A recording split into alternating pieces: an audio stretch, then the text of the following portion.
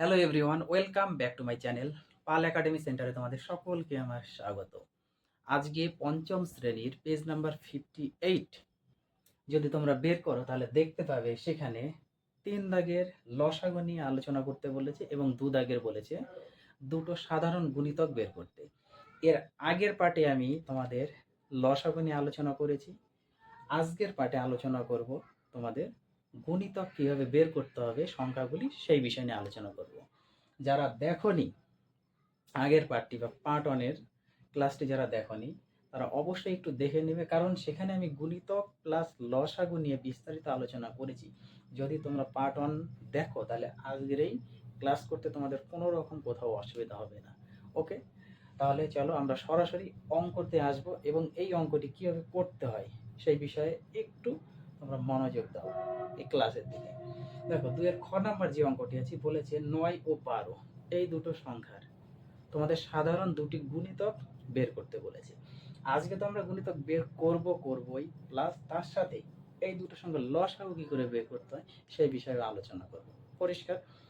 দেখো, আমরা সকলেই জানি কি, একটু আমি ছোট্ট করে লিখে নিই যে লসাগু লসাগু এই যে লসাগু, এই লসাগু কথাটির অর্থ কি?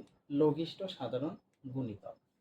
লঘিষ্ঠ লঘিষ্ঠ সাধারণ গুণিতক। লঘিষ্ঠ সাধারণ গুণিতক। লঘিষ্ঠ কথার অর্থ কি, সাধারণ গুণিতক কথার অর্থ কি, আমি 1 নম্বর পাঠে সমস্ত কিছু কিন্তু আমি আলোচনা করেছি, তোমরা একটু প্লিজ দেখে নিবে। ওকে, এখন আসবো আমরা এই অঙ্কের ক্ষেত্রে যে 9, যেহেতু সাধারণ দুটো গুণিতক বের করতে বলেছে একসঙ্গে 9 আর 12, তাহলে আমরা একটু সেপারেট বের করি। 9 এর গুণিতকগুলো কি কি সেই বিষয়গুলো আগে একটু আমরা এখানে আলোচনা করি।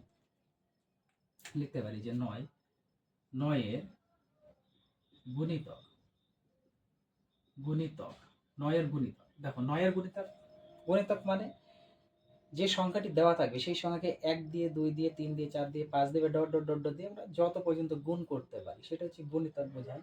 তাহলে 9-কে 1 দিয়ে গুণ করলে 9, 18, 27, 36, তারপরে 45, 54, তারপরে 1, 2, 3, 4, 5, 6, 6 নং 54, 7 নং 63, 8 নং 72, 9 নং 81, ডট ডট ডট ডট ইত্যাদি দিতে পারি। আমি 1 থেকে 9 পর্যন্ত গুণ করেছি, তো গুণিতক বের করতে বলেছে।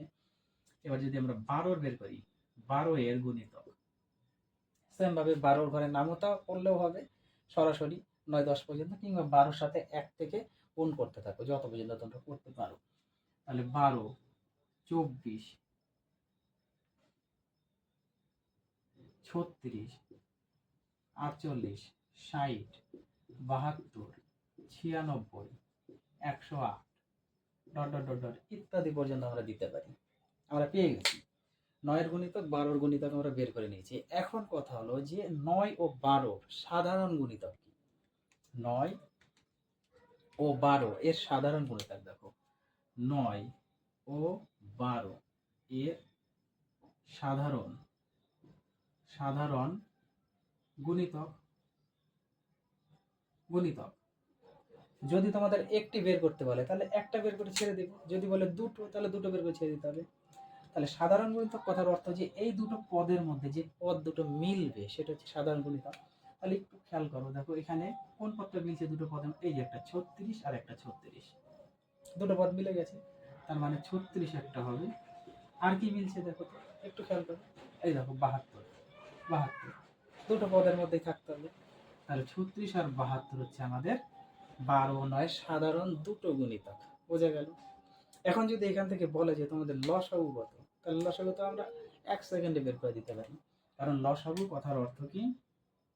অতএব লসাগু লঘিষ্ঠ সাধারণ গুণিতক। লঘিষ্ঠ কথার অর্থ সবচেয়ে ছোট। এই গুণিতক দুটোর মধ্যে সব থেকে ছোট যে পদ সেটি হচ্ছে আমাদের লসাগু।